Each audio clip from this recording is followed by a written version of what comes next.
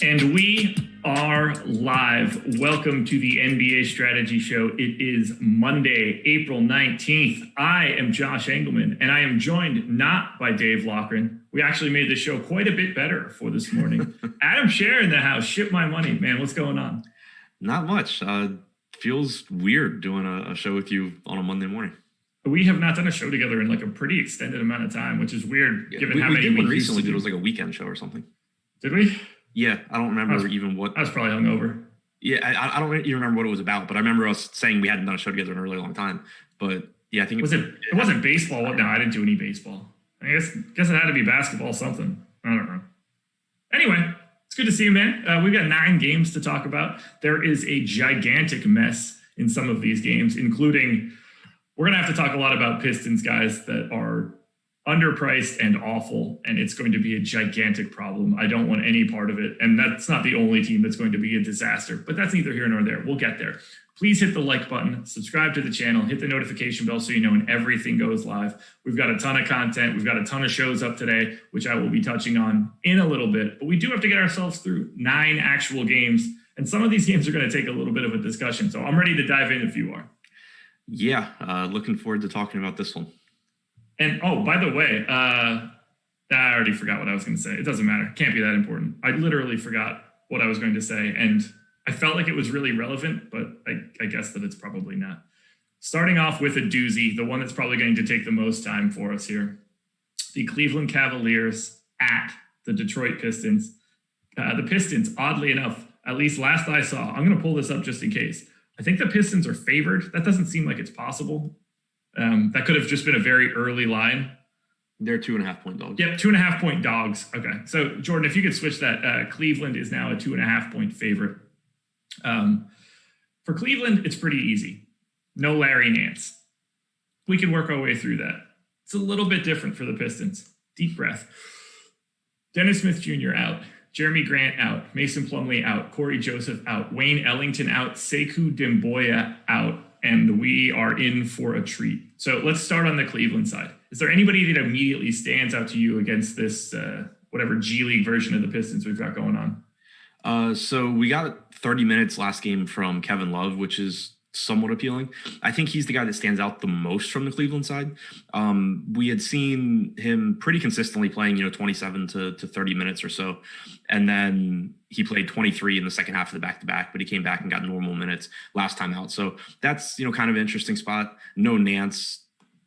I wouldn't say it opens up minutes because I don't think he's playing much more than 30 regardless, but it at least solidifies those minutes as one less, body that can be used in the front court. So still a decent price tag on him.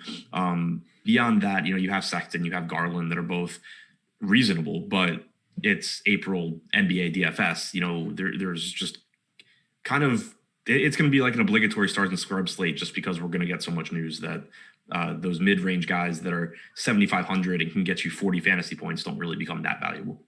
Yeah. So right now we have Colin Sexton projected for 13% ownership on Fanduel. We have Kevin Love projected for 12% ownership on Draftkings. Those are the only 2 guys that are in double digits at all.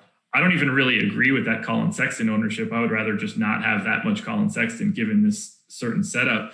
I don't mind Kevin Love, but I see everybody on Cleveland as not all that interesting, although Love would be the guy that I'd be most interested in because I actually think that he's one of the few guys that have talent on this team.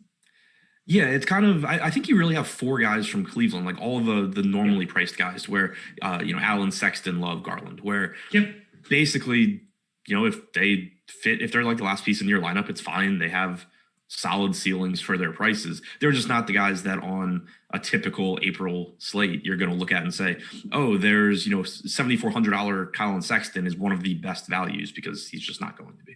Yeah, these guys are all, basically appropriately priced outside of Love, and Love has got his own sort of issues for right now. But we have plenty of other options where people are not quite properly priced. So I guess we just need to get into this. The Detroit Pistons have basically like everybody is priced like they're 4K. It's just kind of crazy. So Isaiah Stewart, I think, is the easiest piece to talk about right out of the gate. There's no Mason Plumlee. Isaiah Stewart should start. He should play 30 minutes barring any foul trouble, and he will be one of the best plays on FanDuel and DK all day, no matter what news actually comes out. Any disagreements there? No. I mean, I guess the only thing to point out with Stewart is that the price tag has at least started to come up a little bit. You know, he's 5,200 on DraftKings. He's $5,200. No, wrong site. He's 5,200 on DraftKings. I'm pulling up FanDuel pricing now. 4,800 on FanDuel at power forward. Yes. Okay. So it's obviously a better play on FanDuel just because it doesn't take up your center spot. But my point with the pricing is just that he's at least at a price point now where like he can fail. Whereas, you know, I think we had that game against Boston earlier in the year where he was like 3,700, started, got an immediate foul trouble, and still kind of got there just because all he needed to do was play one half of basketball to pay off 3,700. You know, you don't have that anymore. There's at least some risk there now, but still clearly one of the best plays. He's started 5 games now this year. He's averaged 1.2 points per minute, 28 minutes per game. Clearly a very, very good value there. Okay, next up, I think in order of guys that we could easily talk about would be Josh Jackson. 5,500 on FanDuel, 5,100 on DraftKings. The guy that is most likely to soak up the biggest chunk of usage. I gave him 30 minutes. That seems about right. He seems like sort of the safest version of these guys other than Stewart because he will dominate the ball a little bit more than everybody else. Thoughts on Josh Jackson? Yeah, like he's been kind of scary because the minutes are inconsistent for him, but with all these guys out, you assume he's going to get them. He played 27 minutes against Oklahoma City 2 games ago when most of the team was out. He also dealt with some foul trouble in that game. So I would expect, like you said, 28, 30 minutes. He's over a fantasy point per minute guy. He's someone that's much better in DFS than he is actual basketball, which for our purposes is really nice. He typically produces at a high rate when he's out there, and he's still cheap. So yeah, I think he's a strong option as well. All right, guy number 3 that we could talk about that I think we don't have any real issues with other than the fact that he hasn't been very good. Saddiq Bey is 5,200 on FanDuel, 5,300 on DraftKings. The guy that's most likely to play, 34 minutes or more on this team is likely Bey. If you're just trying to buy minutes from the Pistons, I think that's the safest bet. Whatever his performance is, I have no idea. Any thoughts on Bey? Yeah, I think he's most likely to lead the team in minutes, like you said. I think he's kind of interesting because he is underpriced just based on how many minutes he plays. Like if he's, a 0.8 to 0.9 fantasy point per minute guy and going to play 35 minutes, he just projects as a great value. When you start trying to like split hairs between the Pistons and if you're thinking tournaments and, I'm only going to play 3 of these guys in a lineup, who am I leaving out? I'm not saying don't play Bey, but he's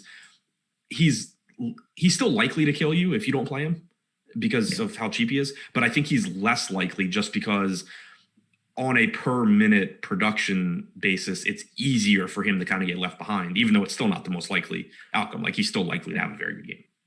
And now we get into it. Frank Jackson is 3,200 on DraftKings today. He's 4K on FanDuel. Killian Hayes is 3,700 on DK and 3,900 on FanDuel. I don't know what his minutes are going to look like, but I assume they're going to keep him in that 27, 28 range. I think they're still trying to work him back from the hip, probably not trying to run him into the ground. Hamidou Diallo just appears to only play 18 minutes a game when he plays, even though everybody seems to think that he's going to play 30 every time. But today will be the day that he'll play 30. Who knows? Saban Lee is likely just the straight backup to Killian Hayes, but who the hell knows where that direction goes? What in the world do we do with the rest of these Pistons? Because we have most of them showing up with 25% ownership. So I feel the best about Hayes. He's not been a very good fantasy producer this year, but even it's a limited sample. But if you look at his numbers without, Plumlee and Grant and Griffin and Rose on the floor this year, he's still close to a fantasy point per minute guy over, I think it's around 100 minutes. So at his price tag and assuming he's going to get 26 to 28 minutes, I feel good about him. It's also nice because the thing you have to deal with Detroit is that they don't care about winning games. They would prefer to lose games. They have a lot of guys that are very similar as far as they don't really care about their development because they're probably not a long-term piece. Hayes at least fits the mold with Isaiah Stewart and with Saddiq Bey, where they would like to develop him into a good NBA player. Like it serves them to play him a lot of minutes in these games. So it makes me feel a little bit better about his minutes than someone like Saban Lee or Frank Jackson, who they've shown they don't really care all that much about playing them. Like Saban Lee, when they're healthy, is a DNP right now. Frank Jackson likely isn't there long-term. So Killian Hayes does have a little bit higher floor, I think, just because it's less likely that the Pistons say like, hey, we're tired of watching you play tonight, go to the bench for the rest of the day. So I feel best about him. Then, you can look to Saban Lee, who has been pretty productive from a fantasy standpoint, has a high assist percentage, played 21 minutes in that game against Oklahoma City. Of course, Amadou Diallo was out, but Sekou Doumbouya was in. So I think minutes-wise, you probably get a trade-off there. So I would assume you get, another 20 to 22 minutes from Saban Lee. And then Frank Jackson in that game ended up playing 24 minutes or 23 and a half minutes, closed the game out. He, I think, is probably the most volatile playing time. I think he could really be hurt by Diallo being back. Because you're getting that point guard split between Hayes and Lee. So you're counting on Frank Jackson getting minutes alongside those guys. Diallo can take those minutes potentially, or at least cut into them. But also even looking at that last game where he played those 23 and a half minutes, he was very second half heavy. Like in the first half, he only played, it looks like 7 minutes or so. He played a lot more minutes in the second half because he subbed in when Josh Jackson went to the bench with foul trouble. Then he closed the game over Sekou Doumbouya. So I would be the most hesitant to go to Jackson here. I feel better about Hayes and Lee. Okay. One other guy that I think we need to touch on, although he's not getting any ownership. Josh Jackson, Frank Jackson, Stewart, Bay, Hayes, and Lee are all basically 20% or more owned on DraftKings. Is there any utility in flat minimum Jahlil Okafor? Yeah, particularly I think in larger field tournaments, because it's kind of twofold. For one, he's minimum salary. He's a productive fantasy player. If he gets, let's call it 18 minutes and Stewart plays 30, Okafor probably gives you a good point per dollar score for 3K. The issue there is that there just ends up being so much value and these slates end up being so high scoring that getting 20 points at $3,000, like it's okay, but it's not, you're not as excited about it as you would be like the third week of the season or something like that. The real reason I think Okafor is interesting in tournaments is Isaiah Stewart's going to have a ton of ownership, and he should. But if Isaiah Stewart gets in foul trouble, it's Jahlil Okafor subbing in. If for some reason Isaiah Stewart plays 22 minutes tonight, you're probably getting, I don't know if Okafor would actually play 26, but you're probably getting like at least 20, 22 from Okafor. Like Okafor's probably beating Stewart if Stewart only plays 20 minutes, and you're passing such a massive percentage of the field. So from that standpoint, just trying to create a path to win tournaments in a contrarian way outside of just playing low on players, it's a pretty powerful way to do it. It's of course not going to work out most of the time because most of the time Okafor is going to play like 16 to 18 minutes. I guess same sort of question for Tyler Cook. Is he just behind Okafor because of his permanent rates? Yeah, I think so. And the thing I really like about Okafor is just like the direct negative correlation with Isaiah Stewart. With Tyler Cook, he's not as good a producer for one, but two, it's kind of like, what one thing happens where Tyler Cook plays a bunch more minutes, like Siddiq Bey gets hurt or something, or, but even then they have so many bodies that they'll throw in there. Whereas like, I think if Stewart's in foul trouble, at least for as much as he can handle, Okafor is just on the floor. Yeah. Okay. This is gross. So I wish cash line. If you had to guess right now in a cash lineup, 3 Pistons, 4 Pistons, 5. Really? Okay. I mean, I haven't run anything yet, and I don't. When I do the morning shows, I kind of am going, as we go along. But assuming that there's not like another 2 Pistons teams or something that we're going to get to, I mean, they're just so cheap and they open up so much. And like Bay, Jackson, Stewart, and Hayes are all going to project as top values. So I would say at least 4. And then it's just a matter of like, does throwing Saban Lee in there get you a really good play somewhere else? Craziness. Your favorite play from Detroit? Stewart. It's some combination of Stewart, Jackson, Bay, and Hayes. Kind of like it's the same thing as when they played Oklahoma City the other day. Lofty asked me like on the deeper dive, and it was just like I don't want to like throw a name out there because I think they're all so similar. It's really what does your lineup need? Like if you're paying, I think Stewart's probably the best play out of the group, but if you're playing, it's not like it's hard to find another center or 2 centers. Like you already have Jokic or Embiid, and right, exactly. So like in those lineups, obviously the other guys are really good because they're letting you pay up for these centers. So I think that it's kind of just that group of, getting 3 of them in your lineups, basically. All right, let's get the hell away from that game because of what it looks like. Let's move on to the Chicago Bulls at the Boston Celtics. Celtics pretty sizable favorites here, although there are some Q tags hanging out. We know Zach LaVine is out. On the Boston side, though, Kemba Walker, questionable. Jaylen Brown, questionable. Time Lord Robert Williams is out. And then Evan Fournier still out for health and safety protocols. So we'll start on the Chicago side. Kobe White has been picking up bigger minutes now that Levine has been out, north of 30 the past 2 games. Wish I would have known that he was going to play north of 30 in that first one. Probably would have projected him a little bit more aggressively. 13% ownership on Fanduel, 13% ownership on DK. No one else from the Bulls in double digits. What do you see from Chicago, or is it just Kobe White to you here?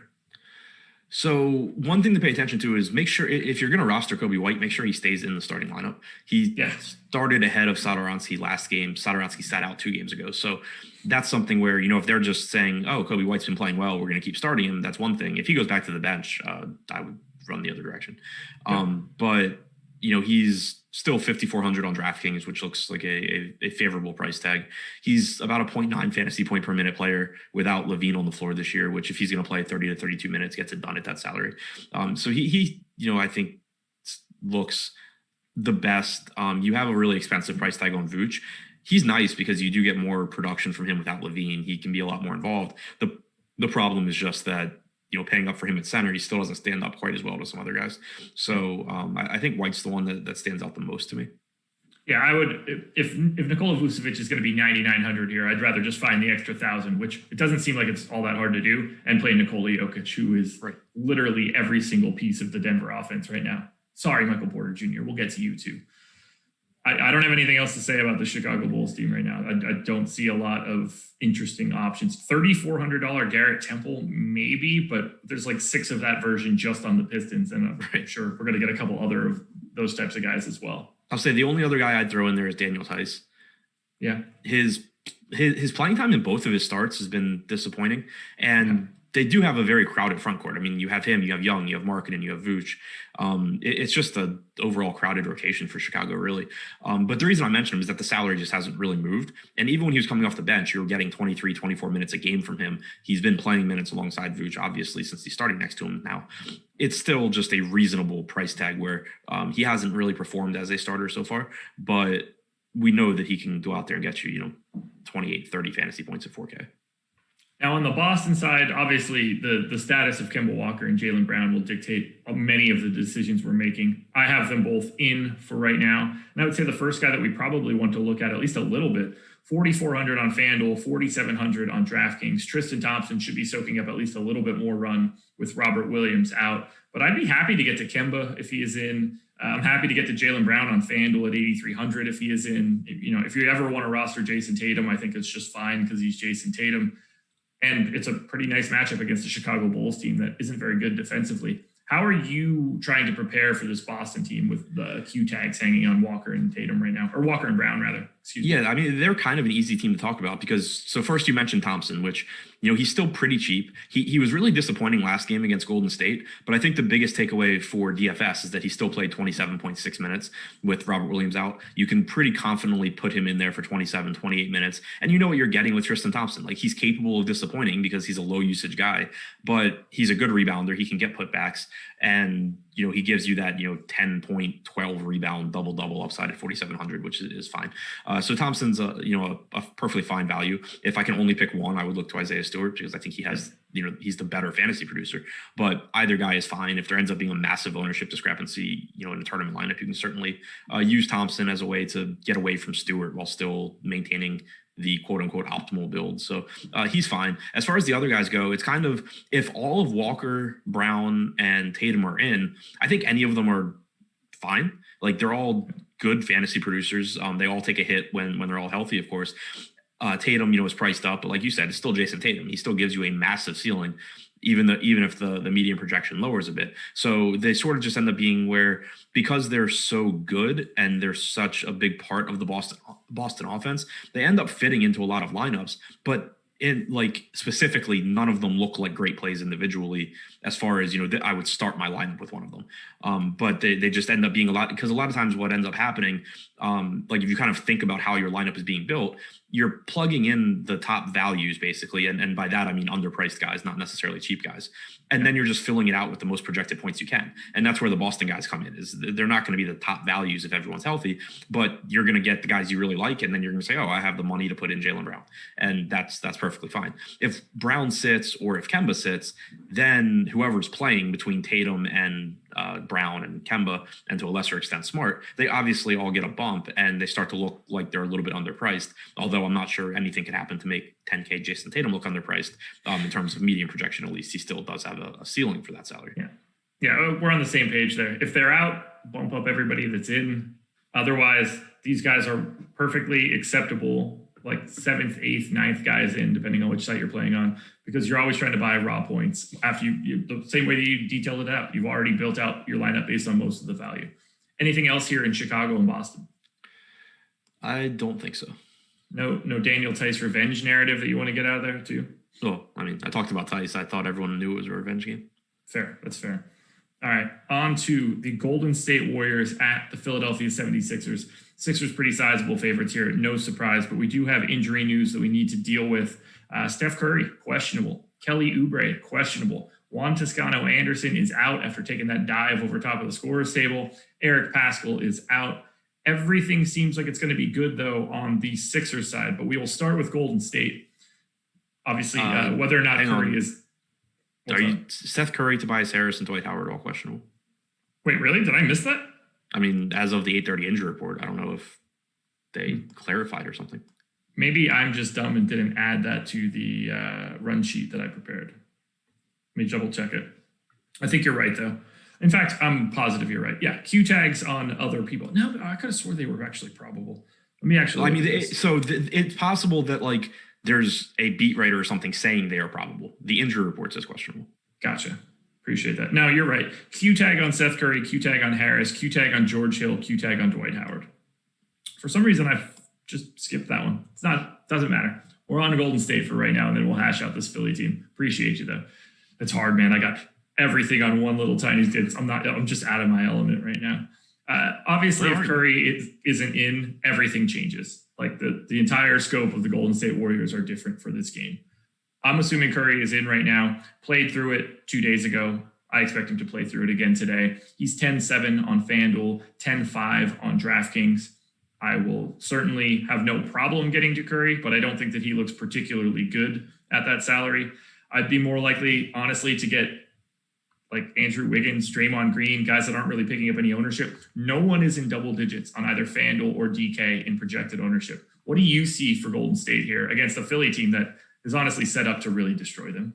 Yeah, so I mean, assuming that Curry is in, so Oubre is a big deal to me just because he has made Golden State so much worse when he's on the floor. Curry is fantastic without Oubre and has been. You're seeing it in the efficiency. You're seeing it in his usage. He's got a 38.4% usage rate in 6 games without Oubre. He's averaged 1.76 DraftKings points per minute. Part of that's because he's shooting 51.5% from 3, but this is obviously someone that's going to make a lot of his threes regardless. So if Oubre's out, I'm interested in Curry in tournaments, but it's still just such a tough matchup. It's an expensive price tag. You're kind of paying for the production that he's been giving us without Oubre, and we are still only talking about a 6-game sample. So at low ownership, I have some interest there just because Golden State has been so good without Oubre, and Curry in particular has. But it's still sort of like a pay up to be contrarian spot and not a spot that really stands out. If Oubre's in, it takes enough away from Curry where I'm not paying that salary. And it would kind of like Oubre doesn't really change a whole lot for Wiggins or for Green, but at least in terms of average production, it makes the ceiling a little bit higher, I think, for Wiggins, just because there's one less guy to go out there and chuck shots instead of him. But, you don't really see a massive bump in usage or anything for Wiggins. But him and Green, both would be fine. I think that Green, I'm kind of always interested in Green at this point without Weissman because the rebounding numbers go up, the block numbers go up. And when he's playing with Curry, the assist numbers are just so good. So that's, a spot where, again, I think he's a little bit overpriced given the matchup, but he is very capable of triple doubling at 7,300 and giving you 50 fantasy points, which is useful. I would throw out the kind of cautionary point. We saw it earlier this year when Curry goes down, people just like naturally plug in all the other starters, including Green. Curry going down isn't really a bump for Green. The guy isn't going to shoot regardless of if Curry's on the floor or not. All it does is take the only guy that can consistently make a jump shot off the floor for the guy that leads the team in assists. Yeah, it gets pretty brutal without Curry out there. It's kind of bad. On the Philly side, let's just assume that everybody is in to start. We've got Joel Embiid at 10-4 on FanDuel, 10-7 on DraftKings. We've got my boy, Ben Simmons, 7,100 on FanDuel. Currently projected for 29% ownership, by the way, so it's not just me. And then Tobias Harris, if he is in, 7,200 on FanDuel, 7,600 on DK.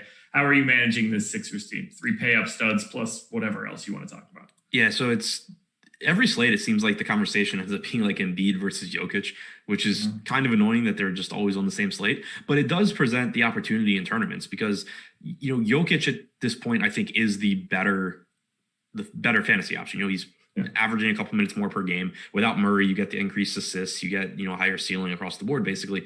But once again, today, right now in our ownership projections, you have like 2.5% or 2.5 times as much ownership going to Jokic as Embiid. So kind of the way that I've been putting it on other shows is Jokic is like one of the best plays. It's not, I think sometimes people get bogged down in basically saying, oh, you'll win at DFS over the long term if you just always play Embiid over Jokic. And I don't think it's that simple. I think it's more of, it's probably a profitable play. Like in a particular lineup, if you have a chalkier lineup and you decide to play Embiid instead of Jokic, that's probably a move that is beneficial, but it's not, it doesn't equate to saying like, oh, just don't play Jokic here because, he's popular. Like he's going to beat Embiid more than 50% of the time. So, I think that is one pivot you can look to, though, if you happen to have a chalkier build, like if you're not pivoting at other positions. Embiid does give you the same sort of ceiling that Jokic does.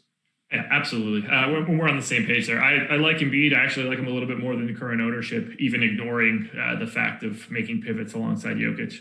Humor me for a second. What are your thoughts on $7,100 Ben Simmons? Because you and I have not had this conversation. I think he's underpriced. The way I've felt about Simmons for a while is that he's underpriced on FanDuel, but he's not as underpriced as other people typically are on FanDuel. Mm-hmm. So, like Ben Simmons should never be 7,100. But and I don't have any specific examples in front of me right now, but like there's always guys where it's like, oh, well, Simmons is $1,000 cheaper than he probably should be, but this guy's $1,500 cheaper. And so it ends up being that Simmons is a good play, I think, on FanDuel. But you have to keep in mind too that it doesn't. They don't give you the triple-double bonus. They take away the full point for assists. For turnovers. Yeah. So it's not the most beneficial scoring system for Ben Simmons either. But I think he's underpriced. I think on most slates, he just ends up being a little bit less so than other people. For the record, I'm putting this out there right now because I have been doing all sorts of dirty stuff to Ben Simmons for the past 3 weeks because given this price tag. I think he's over-owned at 29% on FanDuel on this 9-gamer. Like I find it a lot easier to get slightly away from him. So cue the 60-point Ben Simmons day when I'm actually coming in light. So just looking at the point guards on FanDuel right now, yeah, I think this actually looks like a slate where it would be easier to get the Simmons than most. Just because, so like you have Westbrook at the top. Yeah. But in this price range, like you have Marant against Denver, which is fine, but he's probably not going to, outscore Simmons 50% of the time. DeJounte Murray, I like in tournaments, given the ownership difference, but like it's still, I would prefer Simmons.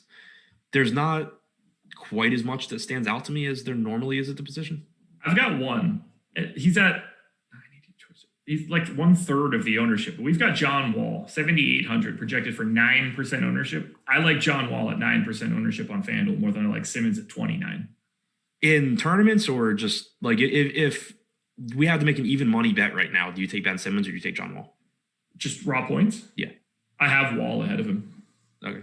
It is not actually the same price either, I guess. But I guess that's a good one where it's at least similar, but it is a brutal matchup. Like the matchup's so much better here for Simmons. Yeah.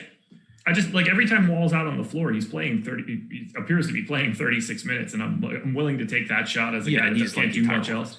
But especially at single-digit ownership on a day like today, where if people really are at 29% Simmons, again, I like him. He grades out as my best point guard relative to salary. But at the same time, I think it might be a little bit more aggressive than it should be.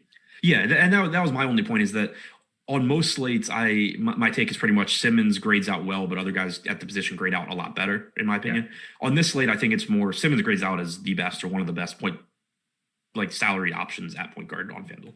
I agree.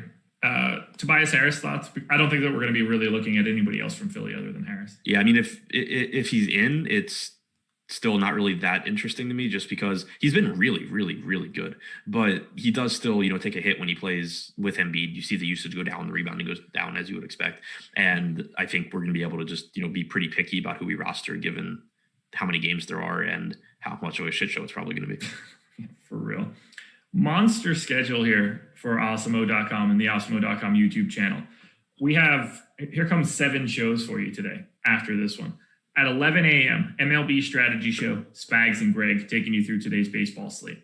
1 p.m., PGA First Look, Jason Roslin, Jeff and Max breaking down whatever it is that we've got going on for the PGA this week. I don't know what tournament it is off the top of my head. I'll know it tomorrow once Ben and I put out our betting video.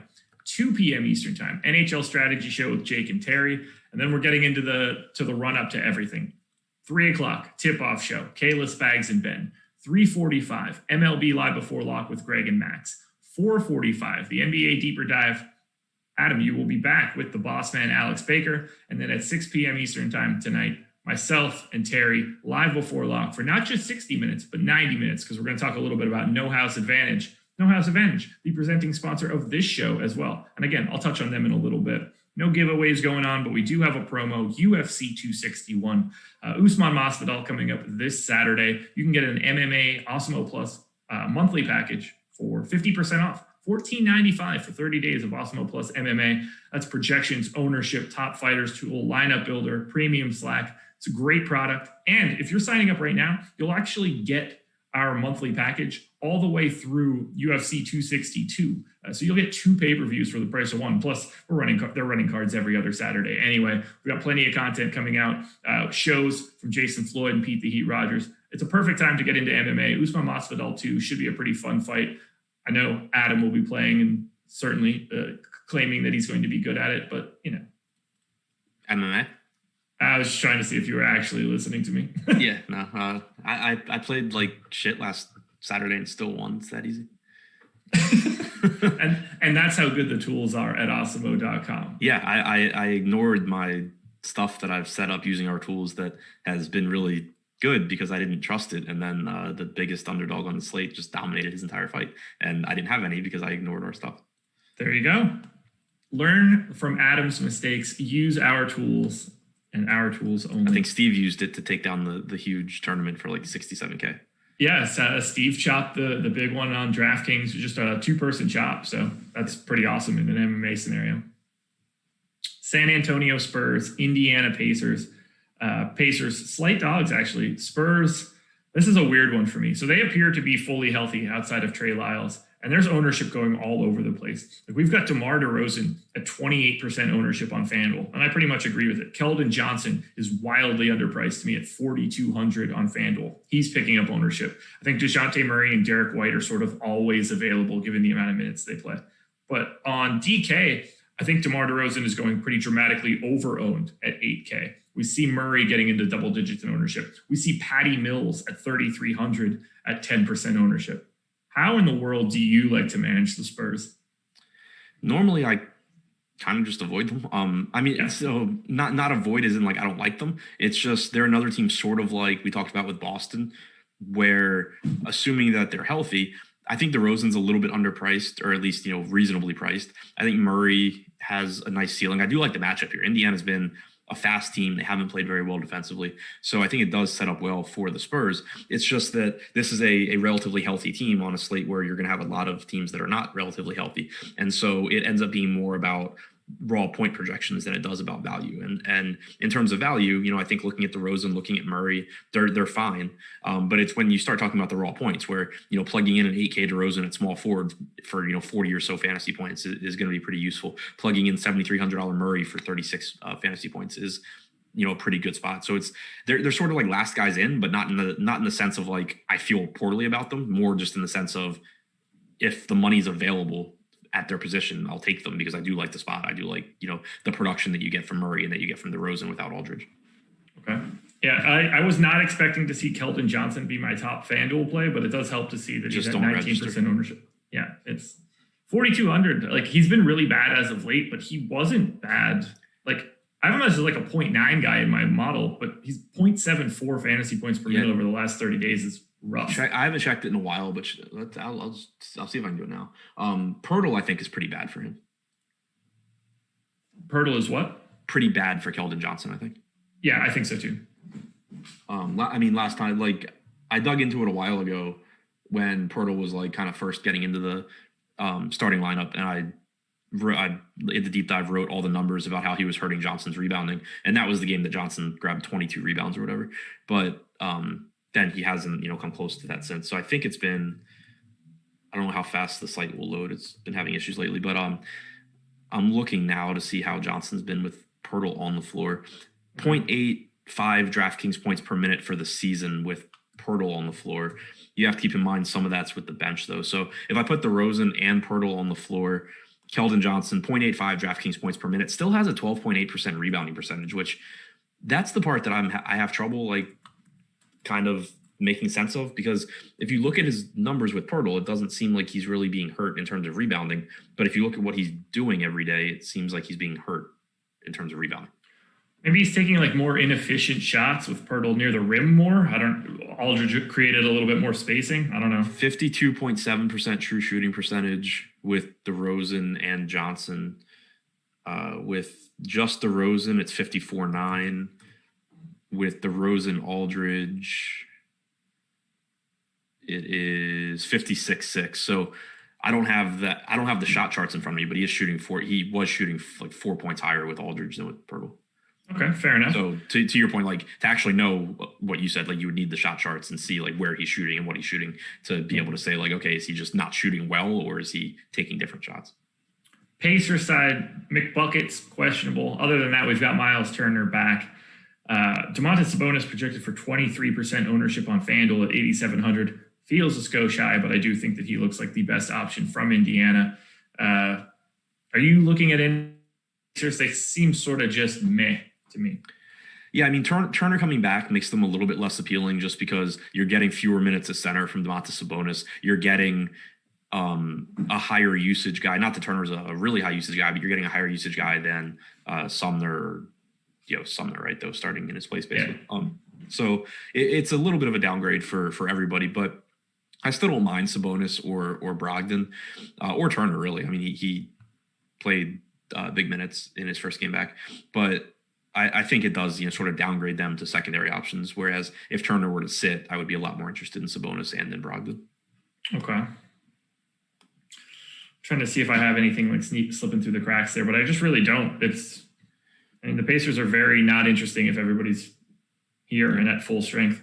Do keep an eye on Miles Turner news though, because yesterday was his first game back. He played 33.8 minutes. That's a good point. Keeping it moving to the Houston Rockets and the Miami Heat. Heat are pretty sizable favorites here. No surprise. Everybody that's been out for Houston is just still out. So they still have, 10 guys out or however many it is. Jimmy Butler, though, questionable for the Heat, which is a big piece. We see Christian Wood and Kevin Porter in slight double digits in ownership on FanDuel. No one higher than John Wall at 5.6% ownership on DraftKings. I think Wall is getting dramatically given that ownership. I like him quite a bit in GPPs if he's 6% owned on DK. No problem getting to Christian Wood or Kevin Porter either, but I think John Wall is the best option from Houston.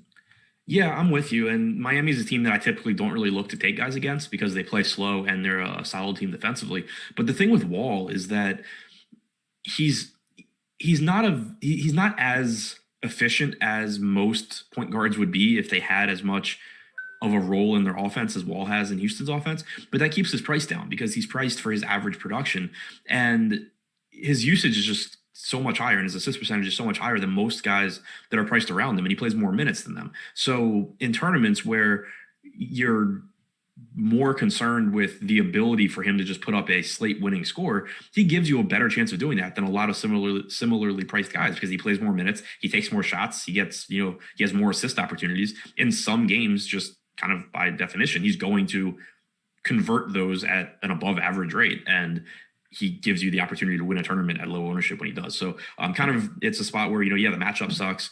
He's not that great as in terms of efficiency, but all the opportunities in the world for John Wall here at a relatively inexpensive price tag. Any further thoughts on anybody else from this team? Christian Wood, Kevin Porter, to me are just sort of like guys you're happy to fill into your lineup, but nothing that is like an overwhelmingly positive play. Yeah, that's where I'm at as well. They just sort of, if they land there, fine. But even like amongst the guys where I feel that way, I think they're kind of like secondary options because, again, I'm not seeking out guys against Miami. And Wall being back does take production from Porter. Now, on that Miami side, obviously this will look a little bit different if Jimmy Butler happens to be out. But we've got $7,700 on Fanduel, $8,100 BAM on Draftkings, pulling in some ownership. I think that's mostly warranted. Jimmy Butler, I think, still looks pretty good on Fanduel at $9,300. He's also picking up quite a bit of ownership. And then Tyler Hero at $4,600, picking up ownership that I don't think that he deserves at all. What are you looking at for Miami here? And what's obviously a fantastic matchup against the Rockets? If Butler's in, I'm mostly just looking at Butler and Bam because it is a fantastic matchup against Houston, but those guys just take so much of the offensive production for Miami that they're obviously the ones that stand out. If you're playing a bunch of lineups and you get to a cheap Miami guy like Hero, that's fine because it is a good matchup. Obviously, he can have a good game. But in trying to, narrow things down and talk about priorities, it's pretty much just Butler and Bam. If Butler is out, then it opens up, Bam becomes better, but it opens up Tyler Hero. It opens up Dragic. It opens up Nunn. Yesterday without Butler, Nunn played 29 minutes. Dragic played 31. Hero played 24 and a half. Those guys sort of can all interchangeably, play around 30 minutes. So it opens those guys up. It opens up Ariza and Iggy even if he starts again. So if Butler is out, it's where you start to get to a lot of guys from the Heat. Yeah, 100%. Yeah, but if Butler's in, I'm not entirely sure I understand the Hero ownership. And while I'm happy to get to Bam, maybe just a little overowned, although he's really good. Yeah, he's really good. It's still a good matchup for him. As far as Hero goes, I'm with you. Like, he's cheap enough where in 24 minutes against Houston, he still can pay off his salary. But situations like that are normally ones where I'm interested in them in tournaments at low ownership because it's kind of like people are expecting more out of him than I do. And in those situations, normally I just end up, hoping he does what I think he's going to do. It's more so, you're obviously a lot more interested in, trying to get the above average game when you're getting an ownership benefit, not when you're getting to still compete with a bunch of the field if it happens. Don't get the sense we're going to have a ton to talk about here. Phoenix Suns at the Milwaukee Bucks. Should be a fantastic actual basketball game. Really would like to watch. It's basically the opposite of Cavs Pistons. But we'll start on the Phoenix side. Abdel Nader out. Everybody else is just sort of here and able to play. We've got Bridges and Booker in double digits in ownership on FanDuel, just Bridges on DraftKings. To me, this is very similar to the way we talked about Boston. Like, if the last guy into your lineup is Chris Paul or Devin Booker, Bridges, to an extent, I think actually looks like a decent play. If you want to get to one of these guys, I would never talk you out of it, but it's hard for me to say that anybody here looks like a good play. Yeah, same here. And it's been the same thing for a while with Phoenix, just because they've been really healthy and kind of efficiently priced like all season long. But as far as the guys that show up as, I don't even want to say the best plays because, again, I don't think that they're like great, but it's been the cheap guys that are the most interesting because you have Booker and Paul, even though, of course, they have the highest ceilings from this team. They're expensive for what they do. It's more so been, Mikal Bridges at 4,800, Dario Saric at 3,100, Jay Crowder at 4,400. Cameron Johnson even at 3,700. Like, I don't expect these guys to do great any given game, but they're at least cheap enough for either, in the case of Bridges and Crowder, the minutes they play, or in the case of Saric and Johnson, the minutes they could potentially play if one guy gets in foul trouble, that there's at least a path to success for them where they're helpful. With Paul and Booker, it's not to say that there isn't a path to success, but they're at price points where even if they outperform their salaries and Booker puts up a better game than we expect, or Paul puts up a better game than we expect, there's a bunch of guys in that price range that their average projection is so much better that it's just like you need 10 different things to go right for them to actually be the best play in that price range. Yeah, and I never get to Phoenix anymore. I mean, I get to a little bit of like $4,900 Bridges is fine, but it's not like he's a good fantasy point per minute type guy. Right. He's like a 0.8 to 0.85 fantasy point per minute that's going to play 30 to 32 minutes. Right, exactly. So it's tough for me to really sell hard on anything from Phoenix. Similar story on the Milwaukee side. I almost called him Giannis. I've never said it like that in my entire life. Giannis is $11K on FanDuel, $10,600 on DraftKings. He's picking up about 15% ownership. I feel like that's a little high just because I don't know if his minutes ceiling is the 36 that he's had previously to the injury. So I'm being a little bit more pessimistic there. And after that, it's, like if you want to get to Chris Middleton, go for it. But I don't see a lot here for Milwaukee. It's a tough matchup against Phoenix. I would rather watch this game than play it in DFS. Yeah, it's normally I will, kind of proactively look to Giannis, but it's just the thing for me here is I agree with you that we don't know what the actual minute ceiling is right now because he hasn't reached 30 minutes in either of his games back from injury. This is likely to be a competitive game, and you're likely to get as many minutes from Giannis as they're going to allow him to play. But my biggest issue is that even if Giannis does play 34 to 36 minutes, is he still even a better play at this point than Westbrook or Jokic at basically the same salary? When you consider that he's facing Phoenix and that, Jokic has a faster paced Memphis team, Westbrook's playing OKC. Like normally it's on a lot of slates and earlier in the season and stuff, it's Giannis is the best per minute fantasy producer. And even if you end up giving up a couple of minutes, it's not a big deal. Now on this particular slate, and because of how pricing is, it's basically Giannis is a similar fantasy point per minute producer to two other guys who are averaging at least 2 or 3 minutes more per game, if not 5 or 6. So it makes it really, really tough, unless the ownership just gets incredibly low. This game has the highest total on the slate. That's really weird. I mean, Milwaukee plays really fast. Yeah, I would not have expected that. Like I talk pretty crappily about it. Milwaukee, in my metric, the 4th fastest team in the league behind Indiana, Minnesota, and Washington right now. Phoenix, like below average. So it's not a crazy pace matchup, but I did not expect it to be that sort of total. And I thought that might actually open people up, but it seems, look, if everybody's healthy, everybody's either slightly overpriced or priced exactly where they should be. And we have so many different value spots here that I don't really see an easy way to squeeze it out. Yeah, that's the biggest thing to me. Is just the health of guys. I think Phoenix maybe has been playing a little bit faster lately too. I hadn't checked it. No, they're back to 19th over the last month. Milwaukee's at 3rd in pace. But yeah, I mean that's the thing for me. Like I'm not looking at this and saying like I don't want to play the Bucks because Phoenix is too good, or I don't want to play Phoenix because the Bucks defense is too good. I'm looking at it and saying like I don't really want to get to these guys because both teams are essentially healthy, and there's guys at the price. There are players at the price points of the Bucks and the Suns that I would be most interested in that just look a lot better to me. Got some free content going on today. NBA ownership projections are free. NHL ownership projections are free. And MLB player rankings also free. So you can scoop something up from one of the 3 major sports, the only 3 major sports that are actually going on right now. Or what you can do is head to No House Advantage, sign up using our promo code Awesemo, get yourself some free money, and use the free tools that we have on our website to allow you to make your No House Advantage lineups. You don't have to worry all that much about projections or about fantasy points rather, because we are worried about player props here. And Alex's projections are detailed fully out on our website right now for free.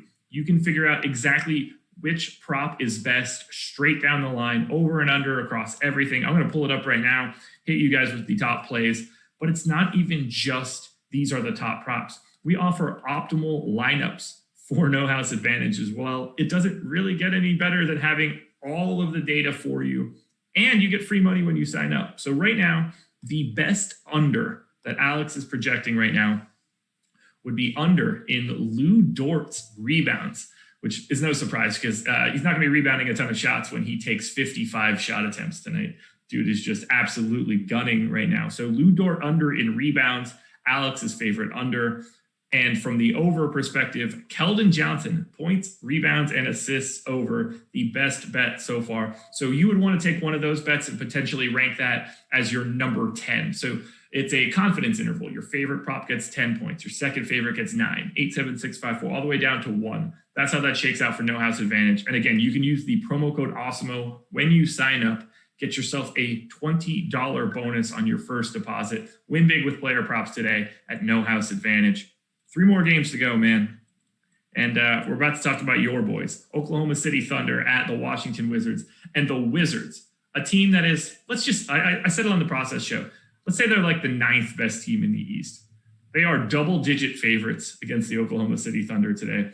The Thunder are obviously without Shai Gilgeous-Alexander. This much we know.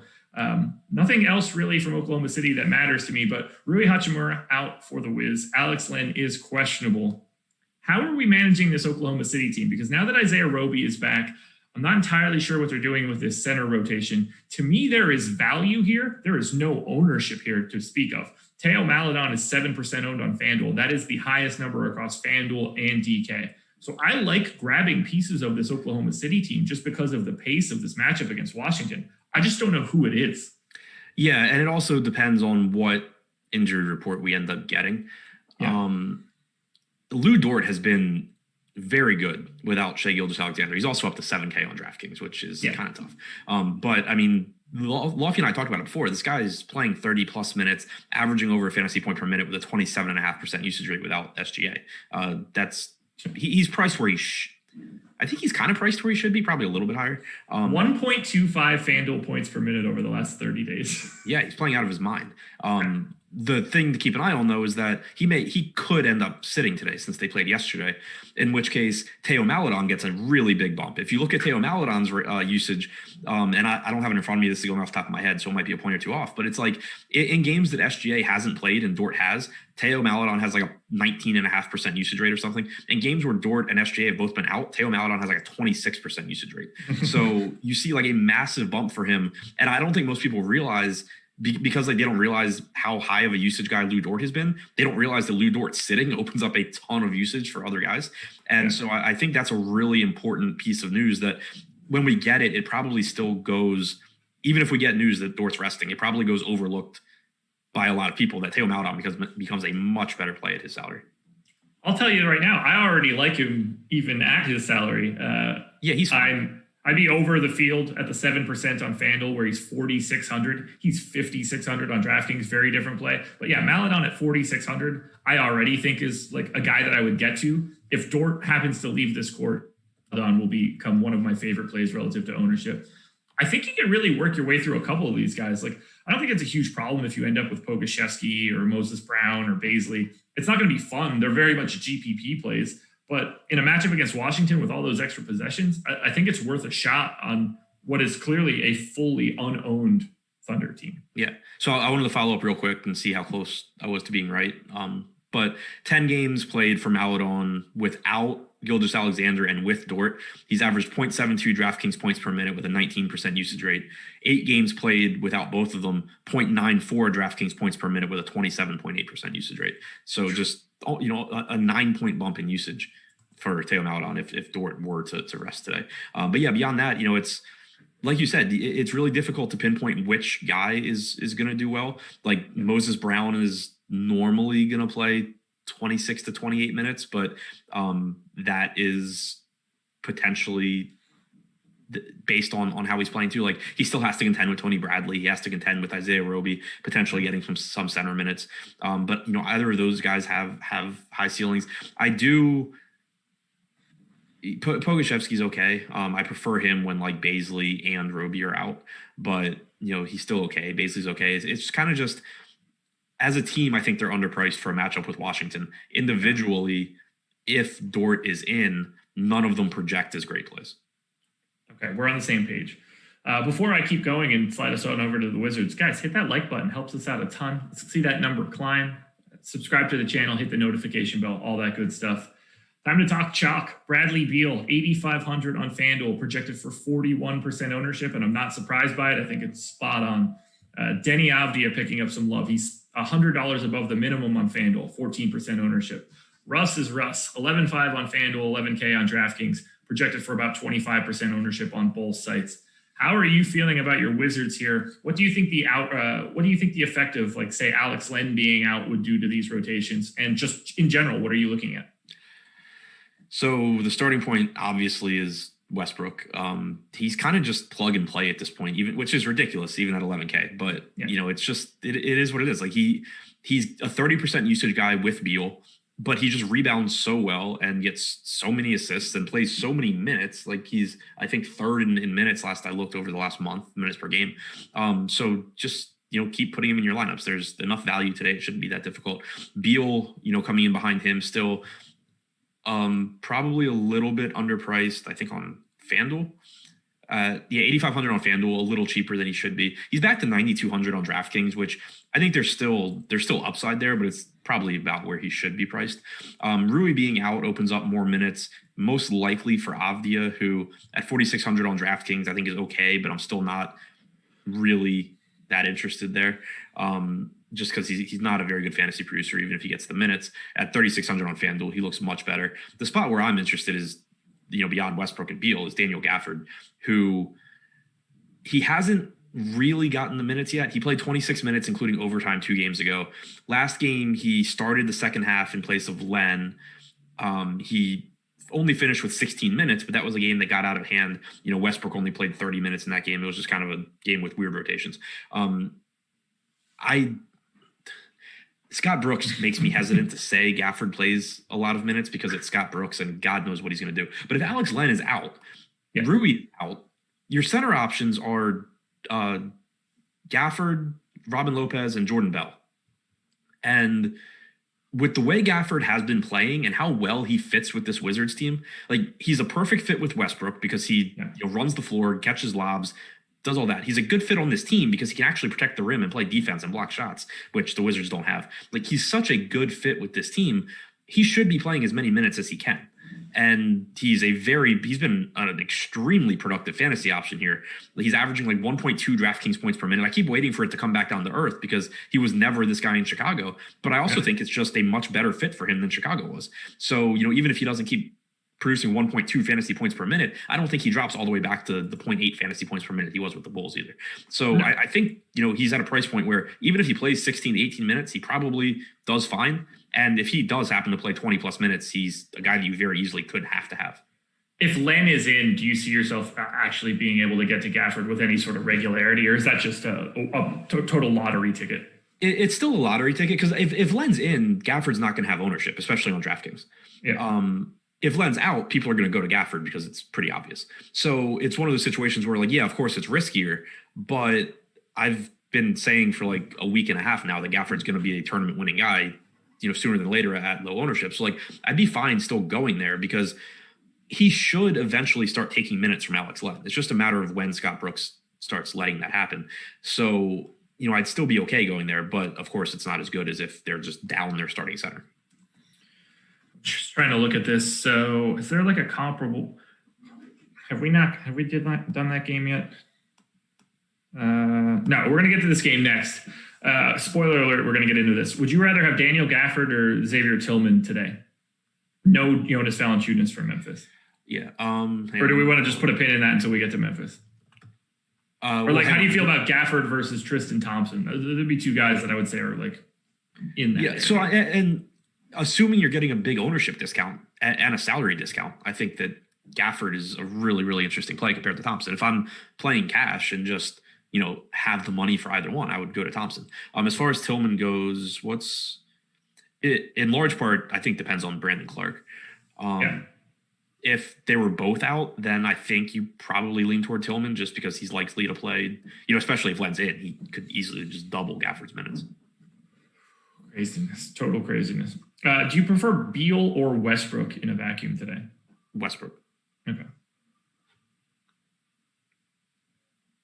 Anything else for Wizards Thunder? Well, I mean, I guess I was probably more looking at it. I'm permanently looking at it through the FanDuel lens, where Beal is only 8,500 and then Russ is 11,500. Yeah. Okay. So it's harder, obviously, in a vacuum to just say there, but I do think there's at least a conversation. DraftKings 11K versus 9,200 with the freedom to roster guys wherever the hell you want. It's just Westbrook and it's not close. FanDuel, for one, the salary disparity is bigger. For 2, the scoring system does not favor Westbrook. No, not at all. Yeah. So, I mean, it's the roster construction makes the opportunity cost of paying up for Westbrook higher because there are just always so many good point guard options. You have to, of course, give one up for Westbrook, whereas on DraftKings, it's not that cut and dry. So on FanDuel, I think you probably would get more exposure to Beal just because of the positions. I'm guessing, having not made lineups, but just thinking through roster construction and all of that, I would guess that you're getting more Beal than Westbrook, just everything included. DraftKings, it's just not even close for me. Memphis Grizzlies at the Denver Nuggets. A lot of stuff up in the air for the Grizzlies, so I don't know how much we could really dig in here. But Dylan Brooks is questionable. Brandon Clark is questionable. Justice Winslow is questionable. DeAnthony Melton is questionable. But the big piece, Jonas Valanciunas is out. And then on the Denver side, we've got Monty Morris out as well. Clearly, Jamal Murray not going to be playing today. There are some pieces that we can look at for Memphis, and it won't matter. But a lot of this is just going to be like shrug. It depends on who's actually in. I think John Morant for 6,500 on Fanduel is just still in play as a value option. The minutes are there. I'm surprised his price is continuing to come down, but he's only a fantasy point per minute guy. I will continue to get there. But what do we do with a minimum priced Tillman on Fanduel, 3,500? He's 3,400 on DK. My assumption is that he is the starter tonight at center, but if Brandon Clark is in at the 5, that wouldn't shock me either. If Justice Winslow is able to play, that makes it a lot easier for Brandon Clark to play at the 5. So there are some weird trickle-down effects. But right now, Tillman is the heavy chalk. Yeah, and I think he should be. He started 7 games this year. He's averaged 0.94 DraftKings points per minute, 24.6 minutes per game, 15.2% rebounding percentage, which is really nice to see because that's something that is typically going to be pretty consistent. If he starts, he should be one of the highest owned guys. And if he starts and Clark is out, it's even better because that's another guy that's not taking minutes from him at center. If he comes off the bench, like if you get a starting lineup where Clark is at the 5 and Tillman's coming off the bench, of course he becomes riskier, even more so if Winslow is in. But yeah, assuming he starts at center, I think he should be chalky. Like there's no reason for him not to be. Agreed. Other than he's going to have his hands full with Jokic. Yeah, not a great matchup there. Getting. Maybe we'll get a Vernon Carey 2 fouls on the first possession situation. All right. So is there anybody else that stands out to you from Memphis just in your assumptions right now? Or if certain things break, does anybody become a play that you need to get to? So I'm trying to get to Morant's numbers without Valanciunas because Valanciunas is a relatively high usage guy. I'm just not sure, all things considered, how much it affects. It's not a huge bump. Marant. He's played 528 minutes without him this year. He has about a 30% usage rate, but only 1.17 DraftKings points per minute. He's played 5 games without him, 1.15 DraftKings points per minute. So yeah, it's been pretty much status quo for Marant. So tough matchup. Of course, has a high ceiling and is probably a little bit underpriced given that, but it doesn't really stand out. One spot where I would pay a lot of attention is Kyle Anderson. Yeah. If Brandon Clark sits, we've seen that benefit Anderson because it means all of his minutes are coming at the 4. And it means he's playing more minutes. Now, if you were to take Clark and Valanciunas out, you're getting probably a lot of minutes from Kyle Anderson. You're probably, you're getting a bump in usage without Jovel, most likely. So I do think Kyle Anderson would be someone that gets a pretty decent bump. He's relatively expensive at 6,200, but I think if you take Brandon Clark out, he's someone you could look to in tournaments. Okay. Anything else you want to touch on from Memphis? Not really. I mean, because if you assume that Melton is in and that Clark is in, there's enough bodies there where I don't anticipate anyone getting too much of a benefit outside of Tillman, obviously, because one thing we have seen this year is Memphis has the tendency to run pretty deep rotations kind of regardless.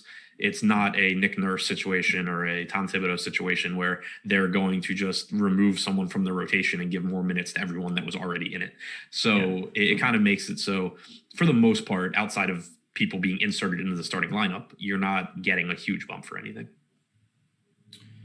And then we head over to the Denver Nuggets side. Nuggets, obviously, favorites in this spot. Nikola Jokic is 11-1 on FanDuel, 11K on DraftKings. Michael Porter Jr., 7,600 and 7,700 on both sides. To me, they are my 2 favorite options coming out of Denver. Not even really that close to me. But we got to at least talk about, does Facundo Campazzo play enough minutes to be an interesting play today with no Monty Morris? How do you feel about Will Barton, Aaron Gordon? Is PJ Dozier a guy that ends up getting a little bit of additional run? What are you seeing for Denver in general? So, I mean, starting with Jokic and Porter, obviously both of those guys are good plays. Jokic, phenomenal, just doing great things without Murray, and he's been great all season long anyway. So don't really need to sell anyone on him. Porter's averaging a little over 34 minutes per game without Murray this year, about 1.16 DraftKings points per minute. So he looks pretty good. I think that you do get a price discount going to guys like Will Barton or Aaron Gordon. Playing time for Gordon hasn't been comparable to Porter, but that of course can change any given game. Will Barton is 0.85 or so fantasy point per minute guy. So they're both okay, but more so in tournaments. Campazzo is sort of preemptively priced up. Like, you don't expect him to be a very productive per minute player when he's playing with Porter and Jokic and Gordon and Barton, even if he does get 28 to 30 minutes. So that's a little concerning to me. PJ Dozier, though, probably is going to play mid-20s in minutes at $1,100 less expensive than Campazzo on DraftKings. He also has guard and forward eligibility. Right now, we only have him projected like 2.5 points lower than Campazzo, and much easier to fit into lineups at a cheaper price point. So I think Dozier, while risky, is actually a pretty interesting value here. So he's picking up 16% ownership. That's actually higher than I had him. I have Dozier as the third best option from Denver on DK, and I just assumed that I would be heavier there than the public was, and that doesn't appear to be the case already, which was a little surprising to me. Campazzo, for 4,700, I have very little interest. It's just one of those where you look at it and it's like, can he give me a score that I'm happy with? Like, yeah, he can, but it seems like it's skewed very heavily towards he gives me a score that I do not want over he gives me a score that I wish I had. Theodore Parsons with the bad take in chat. Gordon has sucked. He should have stayed with the Magic. That is just so untrue. It's insane. He just has a completely different role on this team. Yeah, he fits this team like a glove. It couldn't, I think, they were scary adding him. If Jamal Murray could stay healthy, it's such a bummer that he's not. Especially because he was willing to buy into what they wanted to. Like, it would have been one thing if he came over there and was just like, screw this, I want to play offense. Yeah. But he was willing to come and be the guy that plays defense and, locks guys down. That was a great fit for Denver. Secondary creator on second units if you need it. I was all in on that. Yeah, it was great because he can back up like every position in terms of his skill set. He can score if they need it. He can rebound more if they need it. He can play make if they need it. And if they're at full strength, he can just go focus all of his energy on defending.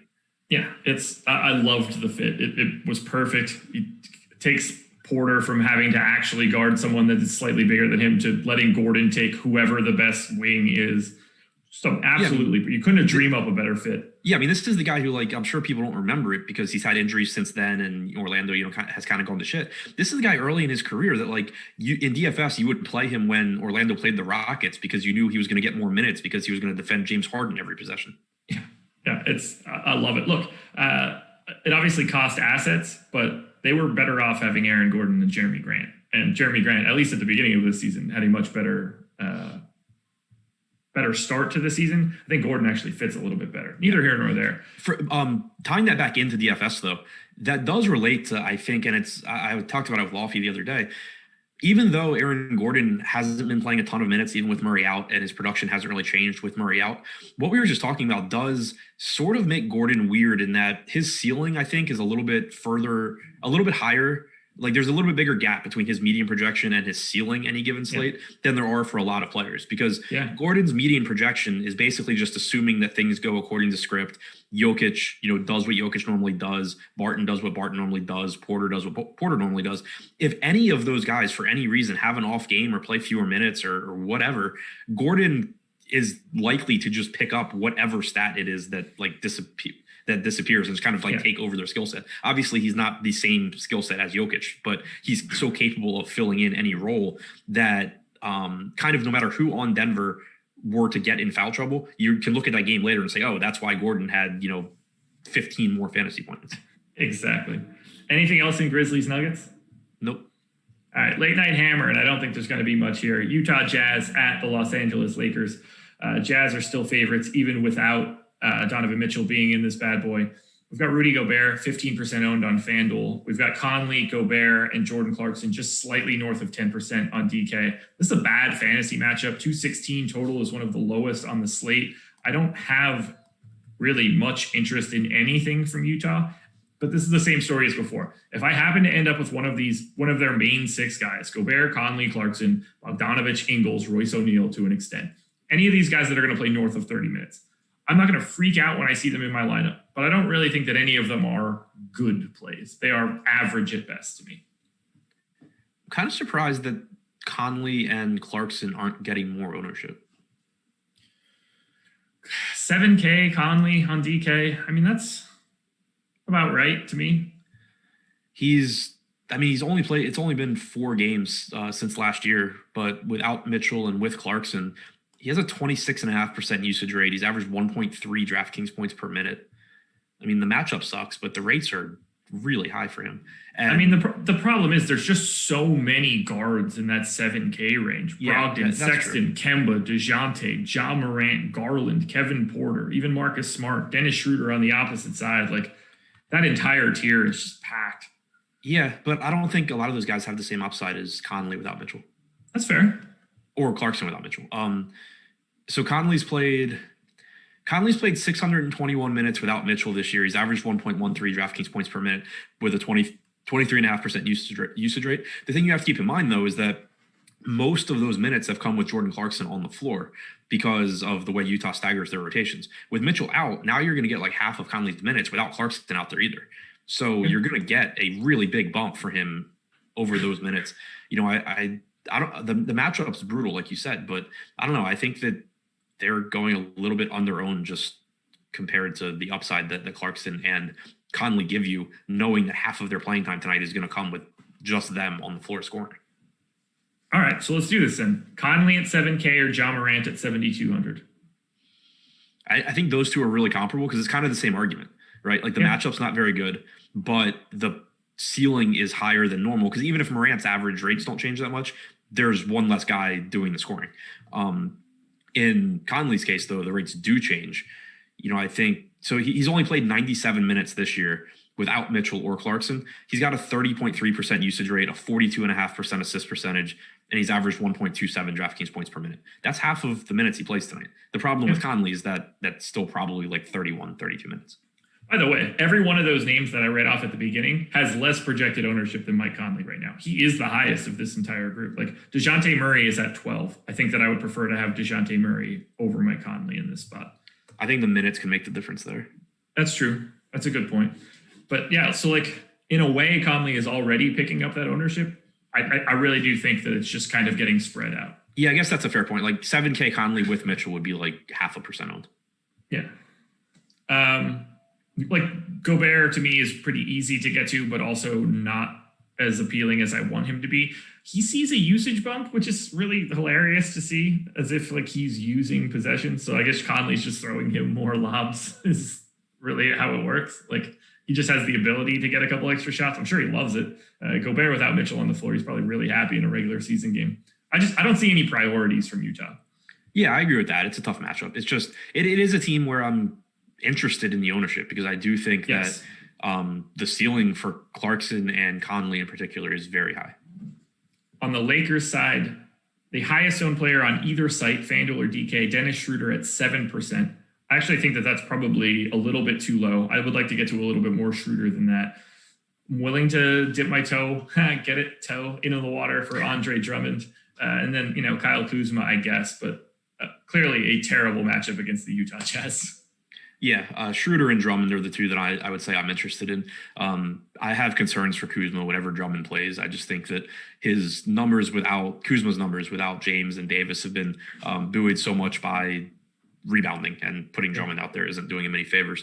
Whereas with Schroeder, he's going to lose a little bit of usage to Drummond, but he's not relying on rebounding. His assists can actually go up with Drummond potentially. So, I think Schroeder's still fine. I think Drummond is fine. Neither one a priority in this matchup, of course, but I would have both of those guys ahead of Kuzma.